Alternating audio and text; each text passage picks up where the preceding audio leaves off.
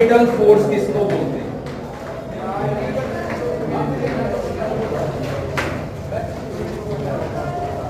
अब centripetal force का meaning क्या होता है? कोई भी बच्चा बता सकता है?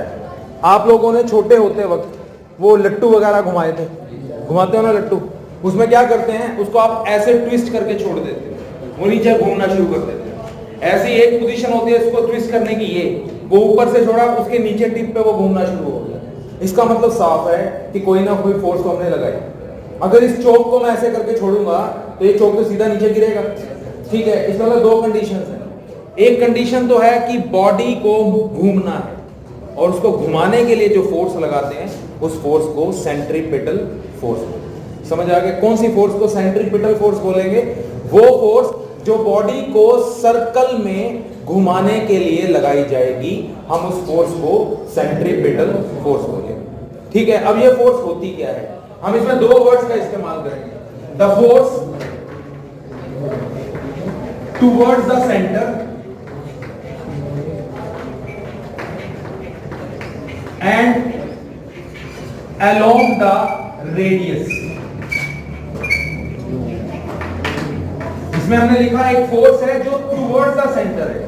टुवर्ड्स द सेंटर होने का मतलब है सेंटर की तरफ है, और वो किस पे लगती है? रेडियस पे लगती है। जैसे मान लो ये एक सर्कल बनाया आपने, इस सर्कल के अंदर ये उसके दो डायमीटर्स आ गए, इन दोनों का इंटरसेक्शन उसका सेंटर बन गया। तो अगर आप इस पे सेंट्रीपिटल फोर्स लगाओगे तो उसकी डायरेक्शन इस तरह से होगी। ये किसकी तरफ है? सेंटर की तरफ है। क्या डायग्राम के अकॉर्डिंगली O से यहां तक का डिस्टेंस हमारा रेडियस नहीं होता? तो ये फोर्स लगेगी किस पे? रेडियस पे, और जाएगी किसकी तरफ?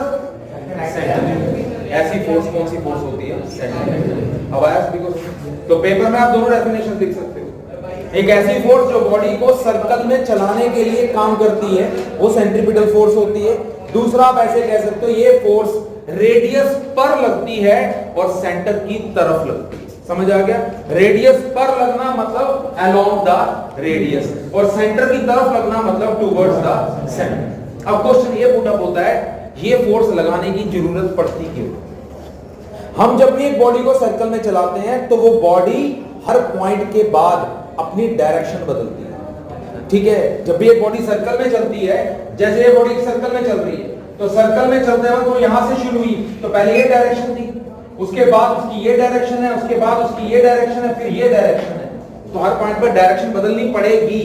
पर आप लोग पढ़ चुके हो, एक बॉडी के पास अपने आप से पोजीशन बदलने की क्षमता नहीं होती है, जिसको इनर्शिया बोला जाता है। तो हम उस इनर्शिया को इनर्शिया ऑफ क्या बोलते हैं? डायरेक्शन। समझ आ गया? तो यहां पे बॉडी खुद से अपनी डायरेक्शन नहीं बदल सकती, तो नेचुरल है उसकी डायरेक्शन को बदलने के लिए हमें एक फोर्स लगानी पड़ेगी, ठीक है। अब वो फोर्स तो कोई भी फोर्स हो सकती थी, फिर यही फोर्स क्यों लगानी पड़ी? क्योंकि जब एक बॉडी सर्कल में चलती है तो उसकी स्पीड कैसी होती है? यूनिफॉर्म। यूनिफॉर्म स्पीड का मतलब होता है जब एक बॉडी सर्कल में चलेगी तो उसकी हर पॉइंट पे स्पीड एक समान हो, चाहे वो सर्कल में कहीं पे भी हो। यहां से चली, यहां आ गई, यहां से चली, यहां आ गई, यहां आ गई, ये सारे पॉइंट्स हैं, पर हर पॉइंट पे स्पीड क्या रहेगी? एक जैसी रहेगी। तो जब भी एक बॉडी सर्कल में चलती है उसकी स्पीड कैसी होती है? यूनिफॉर्म। तो अब हमें कैसी फोर्स लगानी है? हमें एक ऐसी फोर्स लगानी है जो स्पीड ना बदले, सिर्फ क्या बदले? डायरेक्शन। और ऐसी फोर्स जो सिर्फ डायरेक्शन बदलती है, बिना स्पीड को बदले, वो कौन सी फोर्स होती है? सेंट्रीपिटल। आया समझ ये कंसेप्ट? सभी को पता लग गया? सेंट्रीपिटल फोर्स बॉडी पे क्यों लगानी पड़ी, पता लग गया ना? बॉडी किस में चलाना चाहते हो? बॉडी किस में चलाना चाहते हो? सर्कल में। और सर्कल में अगर बॉडी चलानी है तो उसकी स्पीड कैसी होनी चाहिए? यूनिफॉर्म। यूनिफॉर्म स्पीड भी रहे, डायरेक्शन भी बदले, ये बॉडी खुद से नहीं कर सकती। तो इसका मतलब उसको करवाने के लिए हमें उसके ऊपर एक फोर्स लगानी पड़ेगी, और उस फोर्स का नाम क्या होगा? सेंट्रीपिटल। अब इतना समझ गए सभी article? Definition point of view clear हो गया? अब हम इसका फार्मूला डराइव करेंगे। किसका फार्मूला? सेंट्रीपिटल फोर्स का फार्मूला। एक चीज आपको बता देता हूं, एक सर्कल के ऊपर जो उसका टेंजेंट होता है, दैट रिप्रेजेंट्स डायरेक्शन। मतलब आपको अगर कोई पूछता है कि सर्कल के अंदर डायरेक्शन कैसे पता लगेगी भाई, तो आप आंसर दोगे सर्कल के अंदर टेंजेंट पार्टिकल की डायरेक्शन बताता है। तो ये जो आपको लाइन नजर आ रही है 1 2 3 4, ये चारों टेंजेंट, ये चारों क्या है? टेंजेंट। तो हम जब भी एक बॉडी की डायरेक्शन पता लगाने चाहेंगे, हम इसको मेजर कर लेंगे और इसको मेजर करने से हमें उसकी क्या मिल जाएगी? डायरेक्शन। ठीक है, अब फोर्स लगानी है, डायरेक्शन बदलनी है, स्पीड नहीं बदलनी है, यही है ना बात। तो वो फोर्स कहां लगेगी? जहां पे स्पीड सेम रहे, डायरेक्शन बदले, वो पॉइंट कौन सा पॉइंट होगा इस डायग्राम के अंदर? ये आपका पार्टिकल चल रहा है, तो ये पार्टिकल जा रहा है इस तरफ, तो इसका मतलब मैं फोर्स इस तरफ लगाऊंगा, क्योंकि सेंट्रीपिटल फोर्स तो हमेशा रेडियस पे लगेगी और उसकी डायरेक्शन सेंटर की तरफ है। समझ आ गया? अगर ये पार्टिकल यहां चल रहा है तो सेंट्रीपिटल फोर्स की डायरेक्शन, समझ गए? अगर ये पार्टिकल यहां चल रहा है तो सेंट्रीपिटल फोर्स की डायरेक्शन ये, अगर ये पार्टिकल यहां चल रहा है तो सेंट्रीपिटल फोर्स की डायरेक्शन ये। इसका मतलब ये चारों पॉइंट्स फोर्सेस बन गए, समझ रहे? और क्या ये सारी की सारी फोर्सेस 90 डिग्री में नहीं है? Yes sir. तो आपको एक और आंसर मिल गया कि सेंट्रीपिटल फोर्स सर्कल में कहां लगाई जाएगी? जहां पे फोर्स बॉडी की मोशन की डायरेक्शन के साथ 90 डिग्री का एंगल। अगर 90 डिग्री पे आप अपनी फोर्स को अप्लाई करते हो in the direction of the motion of the particle, तो सिर्फ पार्टिकल की डायरेक्शन बदलेगी, पार्टिकल की स्पीड नहीं बदलेगी। अब बताओ, ये पूरा डिटेल पार्ट समझ आया? ये किताब में नहीं मिलेगा। इतना क्लियर है सभी को? तो ये सेंट्रीपिटल फोर्स क्या है, ये पार्ट सभी को समझ आ गया? सेंट्रीपिटल फोर्स बॉडी पे लगाने की जरूरत क्यों पड़ी वो भी समझ आ गया? सेंट्रीपिटल फोर्स क्या प्रोवाइड करती है?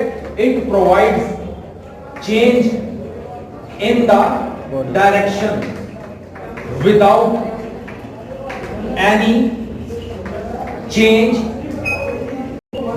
in speed।